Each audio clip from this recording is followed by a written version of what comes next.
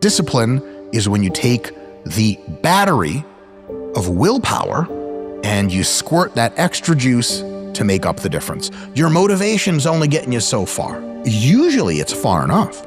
Sometimes it's not. How do you bridge this gap? You bridge it with something called discipline. But what it takes is a discipline that everybody has the ability to do it, but they just don't want to. Our mind may tell us it's easier to oversleep or not go to the gym, but at the end of the day, discipline can be practiced. It's not difficult. But for some reason, I think when it comes to internal stuff, willpower, habits, discipline, because you can't see it, because it feels like it's part of your sense of self. And I think that limits maybe people's understanding of how much they can move that and lift the ceiling. We think that discipline sucks, like not getting to eat everything you want, not getting to do everything you want. We think discipline is a punishment, but actually nobody has a shittier life than a person who has no self-control, no boundaries, no rules. What are you going to get without discipline? Are you going to be in good physical shape without discipline? Are you going to be financially successful without discipline? No. If you want to make progress in your life, you got to have discipline. It's a discipline, it's a regimen. It was a choice I made. And the choice I made was, what are you willing to sacrifice? What are you willing to give up to find every bit of who you are as a human being? And I was willing to give everything to do that. There is a bridge from what you see in your head to what you hold in your hand. And that bridge is called discipline. We're talking about pressing and pushing towards something despite difficulty, despite delay, despite distractions, despite the doubters, despite the naysayers. This is somebody who perseveres, who has an unwavering tenacity to achieve what it is that they see in their head. We do what we hate like we love it. That's what discipline looks like. Okay, what you need to know about discipline is 3 things. If you do the 3 things from the next part of this video, you can accomplish anything you want to in life. Okay, so write this down. 3 things. The first one starts with the importance of getting enough sleep and planning your day the night before. You can't be disciplined if you're tired and if you don't have a clear plan for your day. So the first thing I need you to hear is to get enough sleep and make a plan for your day. Sleep is this tremendously important period of life because it resets our ability to be focused, alert, and emotionally stable in the wakeful period. So we can't really talk about wakefulness, focus, motivation, mood, well-being without thinking about sleep. Optimizing what we're doing during the day is going to help us to actually sleep better at night. And that's really the key. So good night of sleep starts the moment that you wake up in the morning. When you sleep better, your entire day is better. When you sleep better, your life is better. Until you are sleeping long enough and deeply enough, 80% of the nights of your life, you are functioning suboptimally. And what's the biggest risk then if we're not getting enough sleep? Deficits in learning, deficits in the immune system. We need to sleep enough. Now, what's enough sleep? Enough sleep has been argued it's 6 hours, other people it's 7 hours, other people it's 8 hours. It's basically waking up without an alarm clock and feeling rested. Okay, the second thing I need you to hear is the importance of time blocking your day and especially your morning. Don't miss this one. It's not about making long to-do lists. It's about being very intentional with your day. What does your morning routine look like at the moment?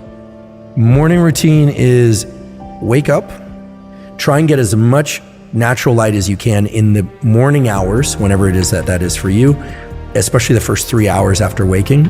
I hydrate, I drink water, and then I do everything I can to not do email, not do social media, and to take care of a few critical tasks. These days, I have this obsession with trying to do one cognitively hard thing a day, and one physically hard thing a day. I try and get my brain into kind of a linear mode. I try and narrow that aperture.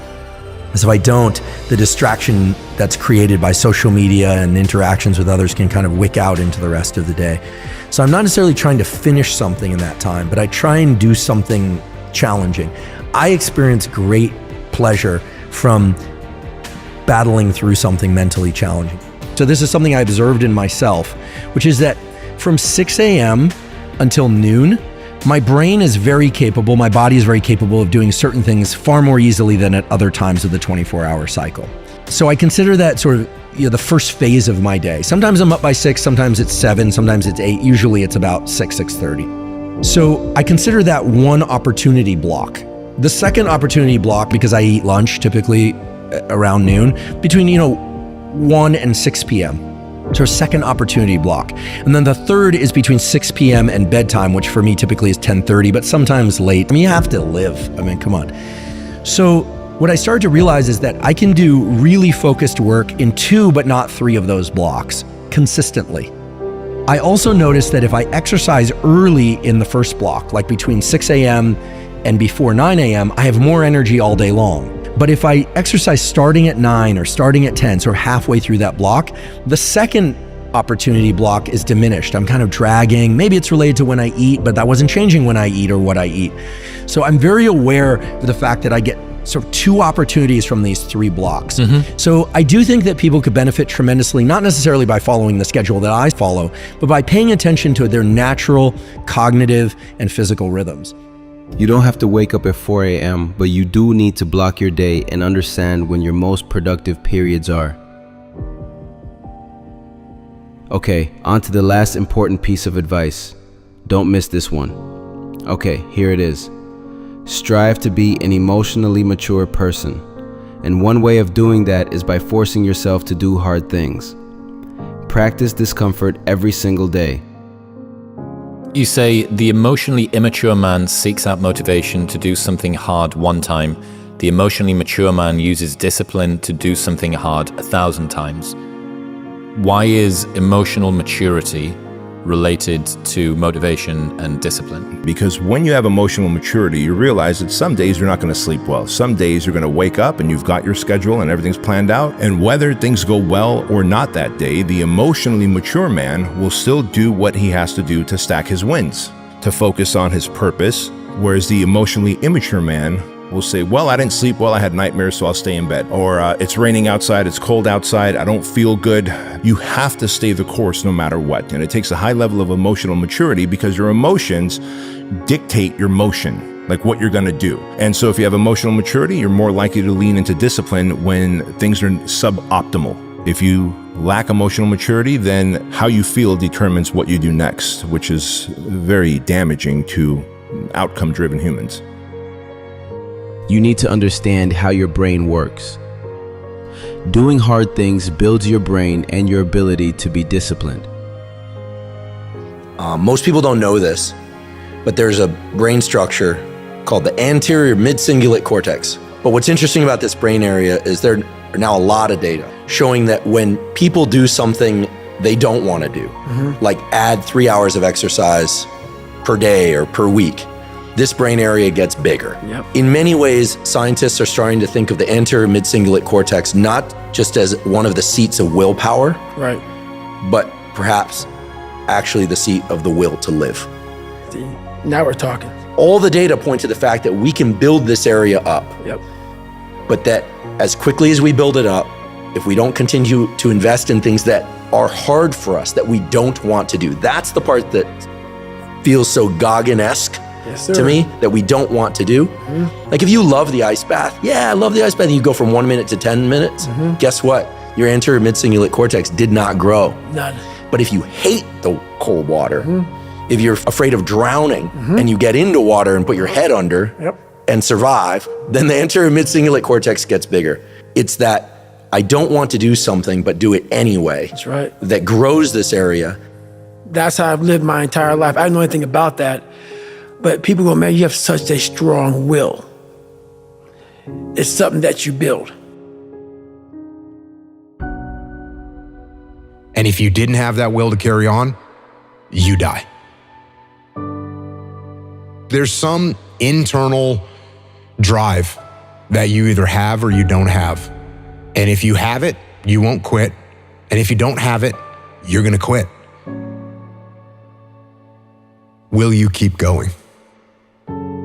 In the face of whatever.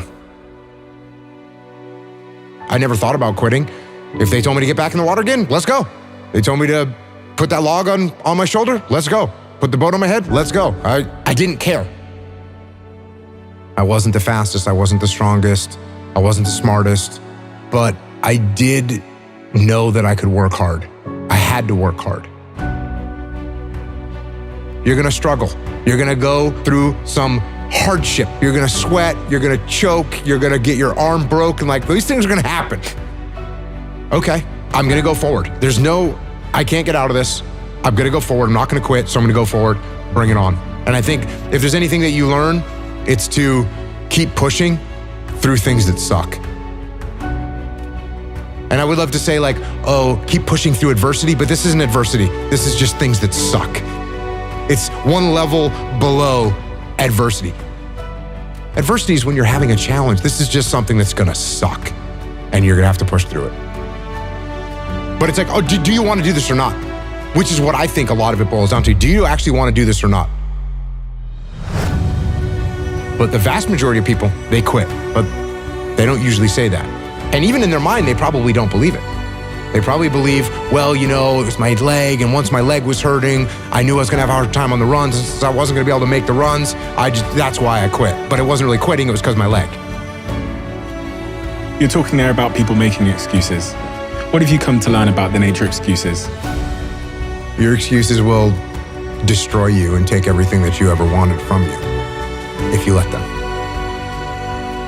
When your excuses make you feel a little bit better about the fact that you didn't execute on what you needed to execute on, then they can make you feel better, but they're not helping you. They're not helping you at all. When the excuses all go away and people can actually confront the fact that this is all because of me, it hurts, but is also unbelievably empowering, because if these problems are because of me, then I'm capable of fixing these problems. It was a guy who was, going through hardship with his job, with his marriage, and the marriage was coming to an end. The job was going to come to an end as well. And he's out there and doesn't know what to do. And the analogy that I set up for him is, if I'm in the woods, which is where you are right now, you're in the woods and you don't know where to go because the wife's not there anymore, the job's not there anymore, you don't know where to go right now. So if you're in the woods and you don't know where to go, start walking. You got to start walking, because the perspective's not going to change. You have to start moving forward. You have to start taking steps in order to improve your vision, improve your perspective, change your perspective, make some kind of progress. And worst case scenario, you figure out that you walked the wrong direction. Okay, now you can go walk in the other direction. And that's going to be fine. But standing there lost and not doing anything is just waiting to die, waiting to starve to death. Don't let that happen. If you frame things right in your life, if you frame a business challenge as an opportunity to build a stronger team, if you frame a personal challenge as an opportunity to overcome and improve yourself, these things that seem so horrible are actually very positive components of your existence, and they're gonna make you better. And you're gonna have to push through it. When the excuses all go away and people can actually confront the fact that this is all because of me, it's also liberating, because now you have control over your fate and over your destiny, and that is a glorious thing.